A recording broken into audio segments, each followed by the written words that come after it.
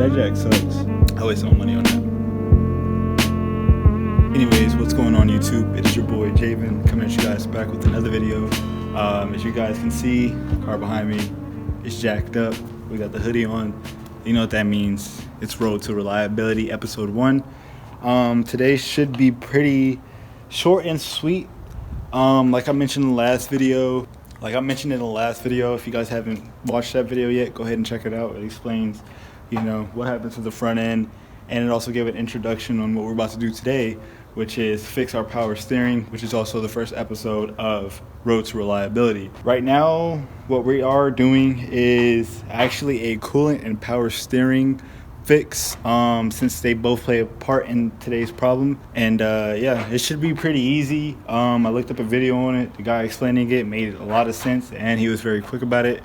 So it shouldn't take that long. Basically, to shorten things down a bit, our power steering is connected to our coolant to cool it down. The power steering fluid can reach boiling temps, so it actually travels through the coolant reservoir. If not, it travels through a radiator hose. That's the word for it.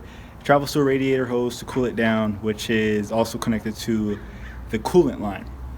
And the thing about that is the cooler that's in between the radiator hose with the coolant going through it, it tends to crack.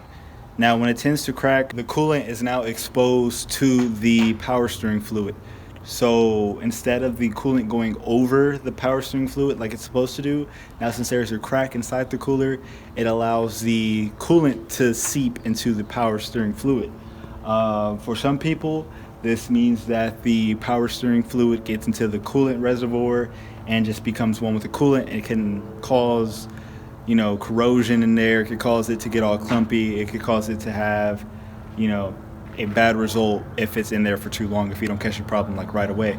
But for people in my case, the power steering fluid or the coolant is mixed with the power steering fluid inside the power steering reservoir. So basically what that is, it's basically like a coolant leak, but it's happening internally. You can't see it, but what actually does leak is the power steering fluid, because it is now being overflowed with coolant and is now spewing all over the engine bay. So right now we are having power steering failure, and we are also having a coolant leak that we are going to be fixing today. Like I said, it shouldn't be that hard. It should be a really quick fix, but we do have to drain our power steering fluid and our coolant, so that might add a little bit of time to it. But only thing it really is just we are redirecting lines from one place to another. The way how I'm doing it is actually based off the older model Z28. I believe these LS1s started in 1998 and have ended on 2002. And I believe the 1998 through 2000 had a system where the power steering line would go straight to the power steering reservoir all the way down to the rack and pinion. Now, that is something that I'm going to be doing today, but if you don't want to do that, you can always run a cooler and actually have a additional way to cool your power steering lines. But for the time being, I am going to do two, so today is going to just be me redirecting the lines onto the rack and pinion like the older models, and then if we don't like how that is, we can always order a power steering cooler and actually cool it down a little bit more than what it's supposed to do. So I'm gonna go ahead and finish jacking up the car and actually get up under there and point out what we actually are going to be redirecting. So it is I took a look under there, and I ain't gonna lie, I barely caught it with my eye. So bear with me. I'm gonna go under there and show you guys and point out what needs to be what is what, boom, boom, boom. So you guys get the gist of it. Like I said, stay with me. It's a little hard to see under there. Yeah, let's just get right under there. Okay. So as you can see, we're under the car. There goes the alternator. There goes the power steering lines right there. All right. So basically, we are going to be, oh shit. This is a line that we're going to be moving around. As you can see, right where my finger is pointing is a power steering cooler. I'll show you guys up top as well, just so you guys know what I'm talking about. But that is where the crack happens at. There are two lines running from it. As you can see, they are connected to the rack and the rack and pinion right there. They are connected to it. Now basically what it does, it comes through the power steering reservoir, goes through the cooler and returns back, and it brings coolant from it. So that's what we're not going to do.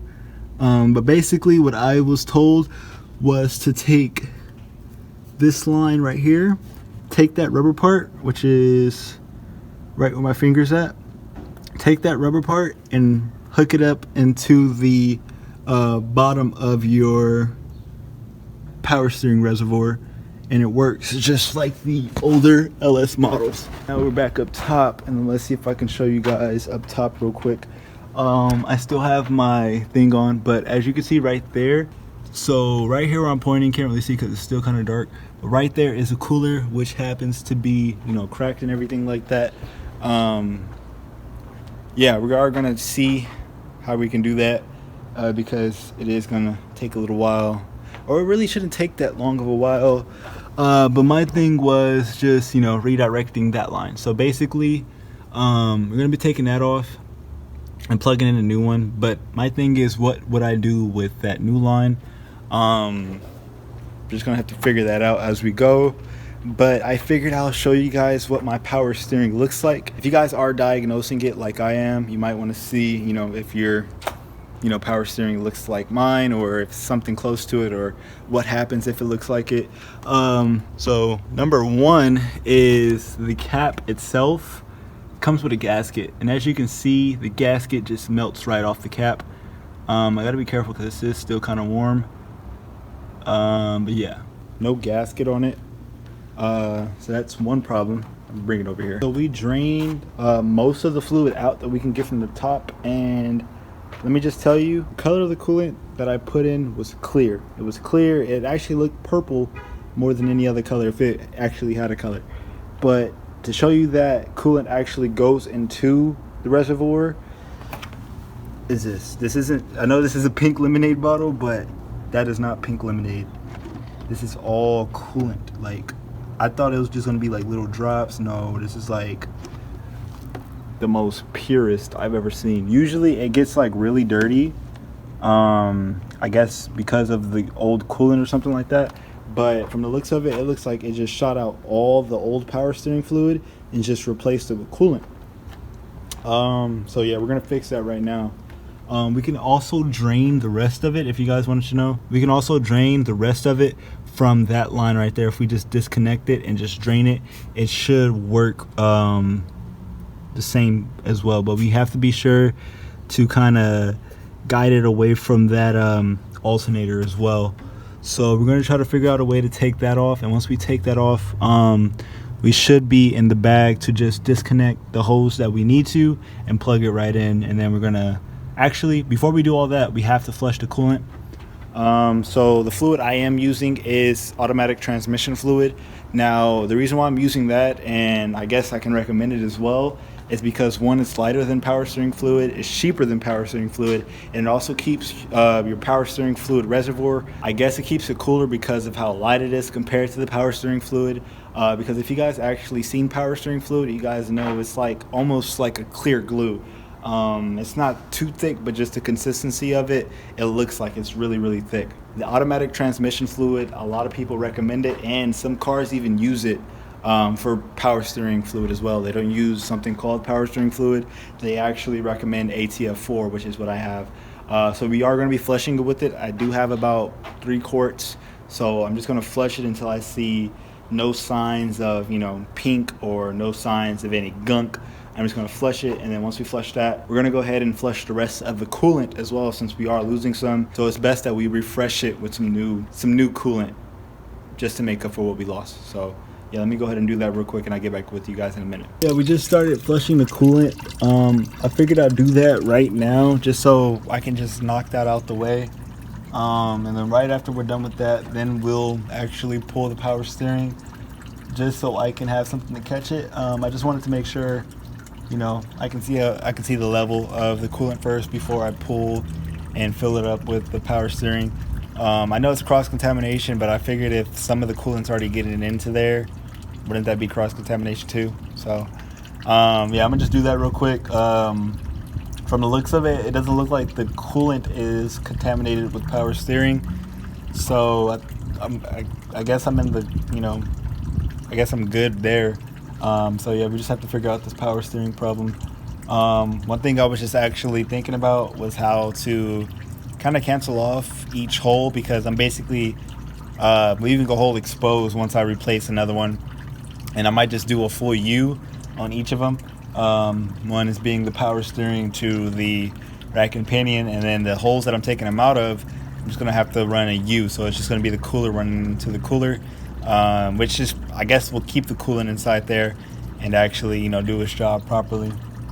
So yeah, we're just gonna wait for this coolant to come out, and once that's out, I'm gonna head and pull the power steering, and then we'll get back to you guys when it's time to flush the power steering. So I guess I can show you guys what kind of to do. I'm kind of lost my damn self, so yeah, I'll try my best. So I just got done draining the coolant and the power steering fluid, and I don't know if you guys can see, please excuse that dead bug, but there is not one sign of power steering fluid in here. There's probably like little, grease spots or whatever, but all this is literally power steering fluid. This is, of course, from the reservoir and from the from both the reservoirs. Actually, I took out the hose to drain the power steering reservoir, and I didn't see not one bit of power steering fluid, which is crazy. So I'm glad I actually know how to fix it, and I'm bringing it to a lot of you guys' attention that might have the same problem as I am, and are looking for a quick fix if you guys don't know what the hell to do. So yeah, since we got that, we are actually going to start redirecting some of the hoses now. So like I said, it's hard to see, but bear with me. Now since we took out, let's see, pointing at it right there, but the bottom of the power steering reservoir, we took out that hose, and now we're going to redirect it to the cooler. The reason why we're going to do that is because now if we connect both lines that were connected to the power steering reservoir connected to the cooler, if we disconnect the one that's at the bottom and redirect it to the one that we're about to disconnect right now, it'll be basically a U going into the cooler, which hopefully is going to keep the coolant inside of that cooler, and it's just going to keep the flow going without no leaks or anything like that. And then the second one, the line that I said we were going to take out, we're actually going to be running into the power steering reservoir, like I said, which is going to run down to the rack and pinion. So just in case I lost anybody right there, just think of it as 4 outlets. We have 4 outlets in 2 pairs. We have one pair, which is the power steering reservoir to the cooler, and then we have another pair, which is the rack and pinion to the cooler. The power steering reservoir pair goes from the power steering reservoir into the cooler, and then it goes to the rack and pinion pair. But what we're going to do is we're going to take one pair from each and redirect it to a whole new thing. So now we're going to have the power steering reservoir going into the rack and pinion, and then we're also going to have the cooler going into the cooler, if that makes sense. Please, be sure to rewind if I am confusing, or type in the comments if you guys are confused. I'll try my best to explain. I'm in the same boat as you guys. I am a viewer, also learning how to work on my own car. I really haven't really started touching this car until this year, so I have been trying my best to learn as much as possible, just so I can help anybody who comes across these problems as a new F-body owner. Because I'm not gonna lie, these cars are not forgiving to new people. You ask anybody and you'll know from the bat, they'll tell you every single problem that they have with their F-body, unless they got that car mint. And even if they got it mint, they're gonna run into some problems just like everybody else. Whether it's the power steering problem like I am having, the fuel pump issue like a lot of people have, rack and pinion issue, the list goes on. So hopefully I can bring a lot more to this channel to make a lot more people aware of the problems, just so they can kind of climb over the obstacles with this car.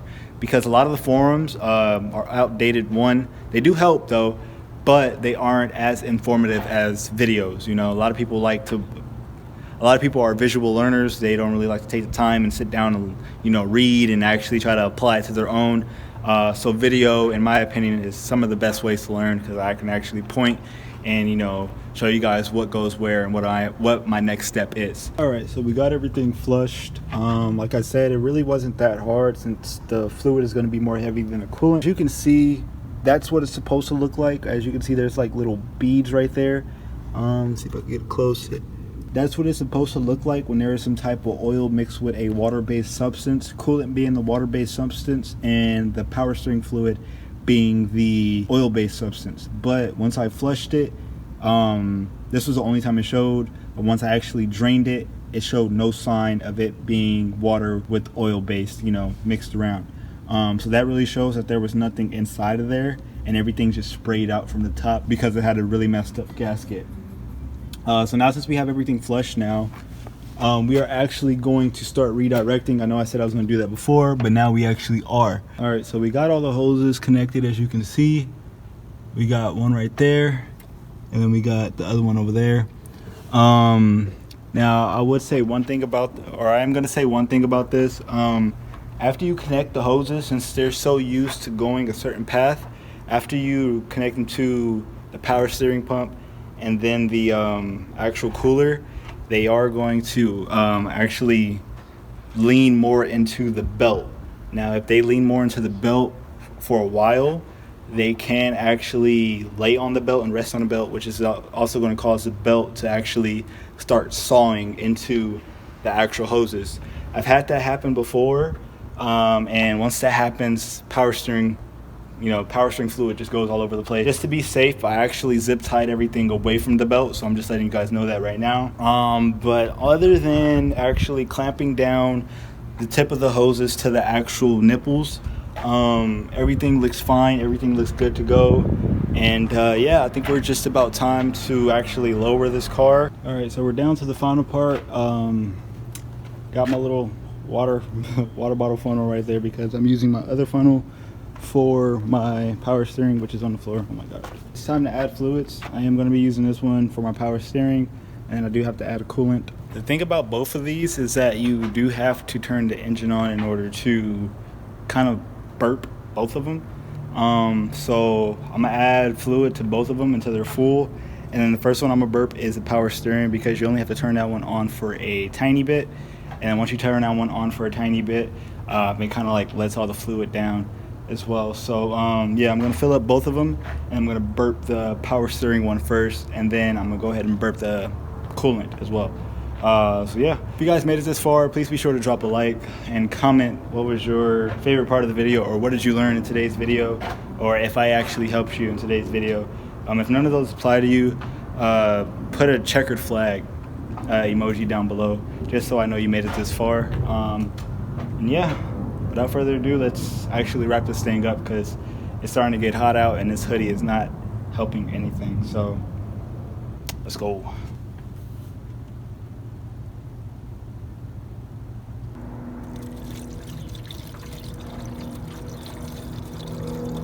I think we about topped off on a coolant now. Now we're just gonna start the car up so all this can just flush into the system real quick, and then once that flushes into the system, we can add more, and then we can stress test it just so it goes in a little bit more. I am just gonna do this off camera real quick, because I know everything's just been done on camera, has been kind of long. So I'm gonna just do this off camera real quick, and then I'll come back to you guys when it's time to actually test drive the car, because like I said in my previous videos, or if I haven't said it yet, ever since I had this car, the power steering has been super hard. I've switched pumps twice. I've replaced my rack and pinion. I've done just about everything except for this. So hopefully this makes a big difference. And then if this actually works, I can actually bring you guys, a little bit more of the stay shitty content. So hopefully everything goes swell, and then I'll get back to you guys if anything happens, or if it's actually time for the test drive. So be back in a few. And test drive complete. I didn't get any driving footage just because I don't have anything to hold. I don't have anything to upkeep the POV. Fucking spoilers falling off. Let's see. Things hanging on by a limb. Only thing is the coolant level, or the coolant temperature level, is starting to creep, and it's looking like it's going to start overheating pretty soon. This either calls for a bigger fan, a manual fan, or a aluminum radiator. From what I've noticed, whenever I turn the AC on, that usually kicks the fan on, but all of a sudden it doesn't want to kick the fan on. So that might be another thing that we have to do. But to the power steering actually did very good. I didn't hear any whining. Only time I heard whining was when the temperature was around 210. Other than that, I did pulls. I even stopped at the light, wiggled the steering wheel, and it felt way smoother than what it was before. So to anybody who came to this video for help, I hope this video helps you, because I guess it solved my problem. So if you guys like this video, please be sure to drop a like, comment, and subscribe. And if you guys didn't, there's also a dislike button right next to the like button. But yeah, it's been your boy Javen, and as always, be great, be yourself, love yourself. As always, keep that shit peak. Fuck with y'all. Drippin', saucy yellow, bitch, I do this often. My bitch is bad, she always in office. So I got a tags on running my body. Can't see the pads, I'm living too fast. With 20 my dash, I'm up, but I lost him. He wanna brag, I emptied his bag and took what he had. Don't care what it cost him.